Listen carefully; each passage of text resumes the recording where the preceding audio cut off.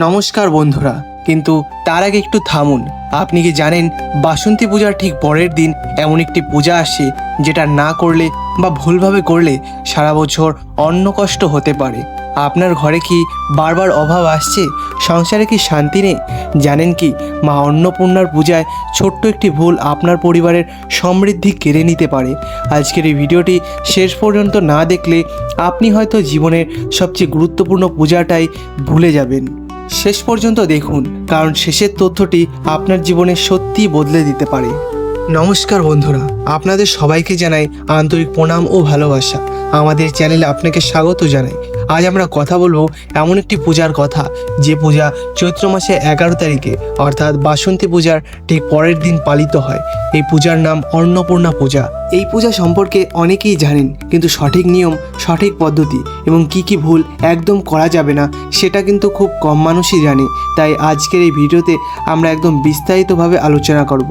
আপনি যদি সত্যি মা অন্নপূর্ণার আশীর্বাদ চান, তাহলে এখনই চ্যানেলটি সাবস্ক্রাইব করুন এবং বেল আইকনটি প্রেস করুন, যাতে এরকম প্রতিটি গুরুত্বপূর্ণ ভিডিও আপনার কাছে সব সময় পৌঁছে যায়।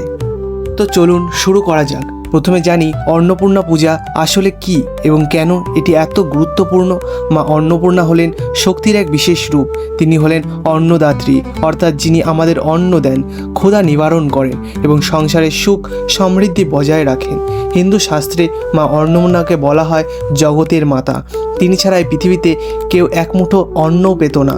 মহাদেব স্বয়ং একবার বলেছিলেন যে এই সংসারে সব কিছুই মায়া, কিন্তু অন্নের প্রয়োজন সত্যিকারের, আর সেই অন্ন দেবী হলেন মা অন্নপূর্ণা। বলা হয় যে ঘরে মা অন্নপূর্ণার পূজা হয় সে ঘরে কখনো অভাব থাকে না, সে ঘরে 12 মাস অন্নের ভাণ্ডার পূর্ণ থাকে। কিন্তু বন্ধুরা, এখানে একটি বড় কথা আছে। শুধু পূজা করলেই হবে না, সঠিক নিয়মে, সঠিক মনে এবং সঠিক সময়ে পূজা করতে হবে, আর সেটাই আজ আমরা শিখব। এখন প্রশ্ন হলো, কেন ঠিক বাসন্তী পূজার পরের দিন এই পূজা করা হয়? এটা শুধু কাকতালীয় নয়, এর পিছনে আছে এক গভীর আধ্যাত্মিক কারণ। বাসন্তী পূজা আমরা মা দুর্গার বাসন্তী রূপের আরাধনা করি। মা বাসন্তী হলেন শক্তি ও বিজয়ের দেবী। তিনি আমাদের জীবনের সমস্ত বাধা দূর করেন, আর যখন সেই বাধা দূর হয় তখন সংসারে প্রয়োজন হয় সমৃদ্ধির, অন্নের এবং শান্তির, আর সেই সমৃদ্ধি দেন মা অন্নপূর্ণা। তাই বাসন্তী পূজার পরের দিনই মা অন্নপূর্ণার আরাধনা করা হয়, যেন মায়ের বিজয়ের পর ঘরে আসছে প্রাচুর্য। শাস্ত্রে বলা আছে চৈত্র মাসের শুক্লাপক্ষের অষ্টমী তিথিতে বাসন্তী পূজা হয়, আর তার পরের দিন অর্থাৎ নবমী বা দশমী তিথিতে মা অন্নপূর্ণার পূজা অনুষ্ঠিত হয়। চৈত্র মাসটি হলো বাংলা বছরের শেষ মাস। এই মাসে যদি মা অন্নপূর্ণাকে সন্তুষ্ট করা যায়, তাহলে আসন্ন নববর্ষে সংসারে কোনো অভাব থাকে না। এটা শুধু বিশ্বাস নয়, এটা যুগ যুগ ধরে আমাদের পূর্বপুরুষদের অভিজ্ঞতা লব্ধ সত্য। এখন আপনাদের নিয়ে নিশ্চয় মনে প্রশ্ন আসছে, এই পূজার আধ্যাত্মিক মাহাত্ম্য কতটা গভীর? বন্ধুরা, অন্নপূর্ণা পূজার কথা আছে স্কন্দ পুরাণে, অন্নপূর্ণা স্তোত্রে এবং দেবী ভাগবতে। মহাদেব নিজেই কাশীতে ভিক্ষা করতে গিয়ে মা অন্নপূর্ণার হাত থেকে অন্ন গ্রহণ করেছিলেন। এই ঘটনাটি শুধু একটি পৌরাণিক গল্প নয়, এটি এই সত্যের প্রমাণ যে এই বিশ্ব ব্রহ্মাণ্ডের সবচেয়ে বড় শক্তি হলো অন্নের শক্তি, আর সেই শক্তির উৎসই হলেন মা অন্নপূর্ণা। এই পূজা করলে কি উপকার হয় শুনুন মনোযোগ দিয়ে। প্রথমত, সংসারে অন্নের অভাব দূর হয়। দ্বিতীয়ত, গৃহলক্ষ্মী প্রসন্ন থাকেন এবং পরিবারের সুখ ও শান্তি বজায় থাকে। তৃতীয়ত, যে ঘরে এই পূজা হয় সে ঘরের সদস্যরা সুস্বাস্থ্যের অধিকারী হন। চতুর্থ, আর্থিক সংকট ধীরে ধীরে কেটে যায়। পঞ্চমত, মনের মধ্যে এক অদ্ভুত শান্তি আসে এবং নেতিবাচক শক্তি দূর হয়ে যায়। এবং সবচেয়ে বড় কথা, মায়ের কৃপায় সন্তানদের ভবিষ্যৎ উজ্জ্বল হয়। কমেন্টে লিখুন জয় মা অন্নপূর্ণা, যদি আপনিও মায়ের এই আশীর্বাদ পেতে চান। এখন আসুন জানি পূজার নিয়মগুলি। এটাই আজকের ভিডিওটির সবচেয়ে গুরুত্বপূর্ণ অংশ। পূজার আগের দিন অর্থাৎ বাসন্তী পূজার দিন রাতেই কিছু প্রস্তুতি নিতে হবে। পূজার স্থানটি ভালো করে পরিষ্কার করুন, গঙ্গাজল ছিটিয়ে শুদ্ধ করুন। মনে রাখবেন, মা অন্নপূর্ণা পবিত্রতা পছন্দ করেন, অপরিষ্কার স্থানে মা আসেন না। পুজোর দিন ভোরবেলা স্নান করে শুদ্ধ হন, সাদা বা হলুদ রঙের বস্ত্র পরুন। মহিলারা লাল বা হলুদ শাড়ি পরতে পারেন, এটি মায়ের প্রিয়। এরপর পূজার আসন প্রস্তুত করুন। একটি পরিষ্কার কাঠের আসনে বা মাটির বেদিতে মায়ের মূর্তি বা ছবি স্থাপনা করুন। মায়ের সামনে একটি ছোট মাটির ঘট স্থাপন করুন। সেই ঘটে গঙ্গা জল ভরুন, ঘটের ওপর আম পাতা ও নারকেল রাখুন। এখন পুজোর উপকরণগুলি সাজান। লাগবে হলুদ, চন্দন, সিন্দুর, লাল ফুল, বেলপাতা, ধূপ, দ্বীপ, কর্পূর, মধু, দই, ঘি এবং পঞ্চামৃত। বিশেষভাবে লাগবে খিচুড়ি বা পায়েস, কারণ মা অন্নপূর্ণার ভোগে অন্নের উপস্থিতি অত্যন্ত জরুরি। শুধু ফলমূল দিয়ে এই পূজা সম্পন্ন হয় না। কিন্তু এখানে একটি বড় ভুল সবাই করে। অনেকে মায়ের ভোগে অসম্পূর্ণ রান্না দেন বা তাড়াহুড়ো করে রান্না করেন। মনে রাখবেন, মা অন্নপূর্ণাকে যে অন্ন দেবেন সেটা ভালোবাসা দিয়ে রান্না করতে হবে। রান্নার সময় মনে কোনো রাগ, দুঃখ বা নেতিবাচক চিন্তা রাখবেন না। পূজা শুরু করুন গণেশ বন্দনা দিয়ে। যে কোনো শুভ কাজের আগে গণেশের শরণ নেওয়া আমাদের শাস্ত্রের বিধান। তারপর মা অন্নপূর্ণার ধ্যান মন্ত্র পাঠ করুন।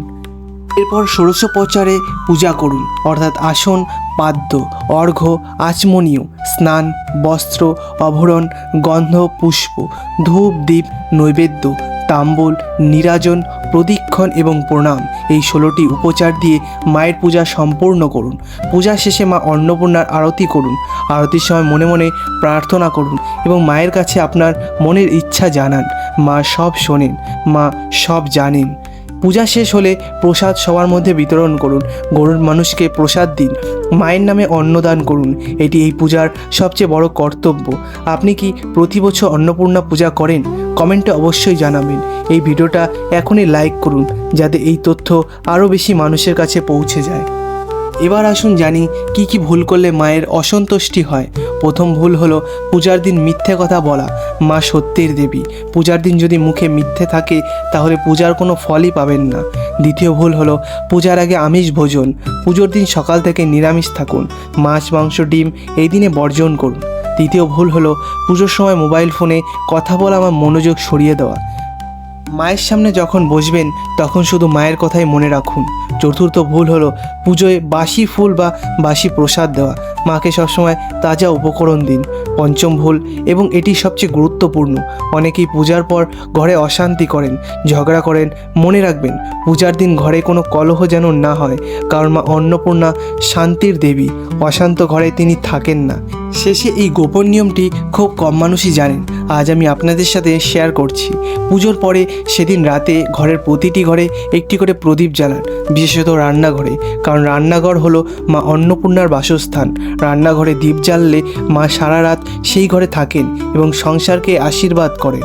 আরও একটি গোপন সত্য আছে, সেটা হলো পুজোর দিন যদি কোনো ক্ষুধার্ত মানুষকে আপনার দরজায় আসে তাহলে তাকে কখনো খালি হাতে ফেরাবেন না, কারণ শাস্ত্র বলে এই মুহূর্তে সেই ক্ষুধার্ত মানুষের মধ্যে স্বয়ং মা অন্নপূর্ণায় উপস্থিত থাকেন। তাকে ফেরালে মায়ের অসন্তুষ্টি হয়, আর তাকে অন্ন দিলে মা নিজে আপনার ঘরের অন্নের ভাণ্ডার পূর্ণ রাখেন। যারা মায়ের ভক্ত তারা জানেন মা কখনো তার সন্তানকে ভুলে যান না। এই ভিডিওটি আপনার পরিবার ও বন্ধুদের সাথে শেয়ার করুন, কারণ এই তথ্যগুলি জানা প্রতিটি হিন্দু পরিবারের জন্য জরুরি। এখন আসুন কয়েকটি বিশেষ গোপন মন্ত্র ও উপায়ের কথা বলি, যা এই পুজোকে আরও সফল করে তোলে। প্রথম গোপন তথ্য হলো পূজার দিন সকালে উঠে প্রথমে রান্নাঘরে যান এবং চুলার সামনে হাত জোর করে বলুন, মা অন্নপূর্ণা, আজ তোমার পূজার দিন, আমি তোমার স্থানকে প্রণাম করি। এটি শুনতে সরল, কিন্তু এটি আধ্যাত্মিক শক্তি অসাধারণ। তৃতীয় তথ্যটি হলো পূজার পরে আপনার ঘরের ধান বা চালের পাত্রে সামান্য হলুদ ও একটি তুলসী পাতা রাখুন। এটা সারা বছর ঘরের অন্নের ভাণ্ডারকে পূর্ণ রাখে। তৃতীয় তথ্যটি হলো, এবং এটি অনেকেই জানেন না, পূজার দিন কাউকে না বলে চুপচাপ কোনো গরিব পরিবারকে খাবার দিন। এই গোপন দান মায়ের কাছে সবচেয়ে বেশি গ্রহণযোগ্য। দেখাদেখির জন্য নয়, মনের ভেতর থেকে যে দান আসে সেটাই মা সবচেয়ে বেশি ভালোবাসেন।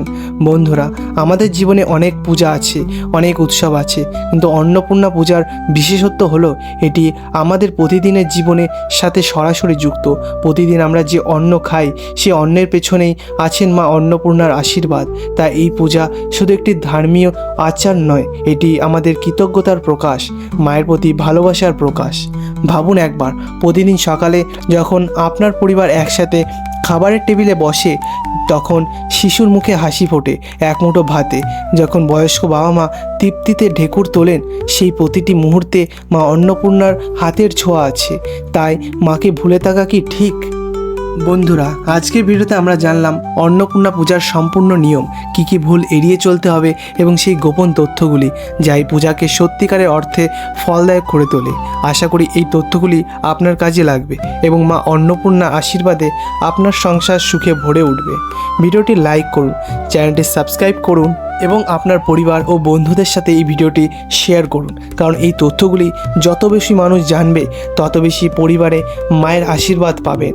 মা অন্নপূর্ণা আপনাদের সকলকে সুখী ও সমৃদ্ধি রাখুক, আপনাদের ঘরে কখনো অন্নের অভাব না হোক, মায়ের কৃপাদৃষ্টি সবসময় আপনাদের পরিবারের ওপর থাকুক, এই প্রার্থনাই করি আজ। আবার দেখা হবে পরবর্তী ভিডিওতে। ততক্ষণের জন্য ভালো থাকবেন, সুস্থ থাকবেন। জয় মা অন্নপূর্ণা। ধন্যবাদ।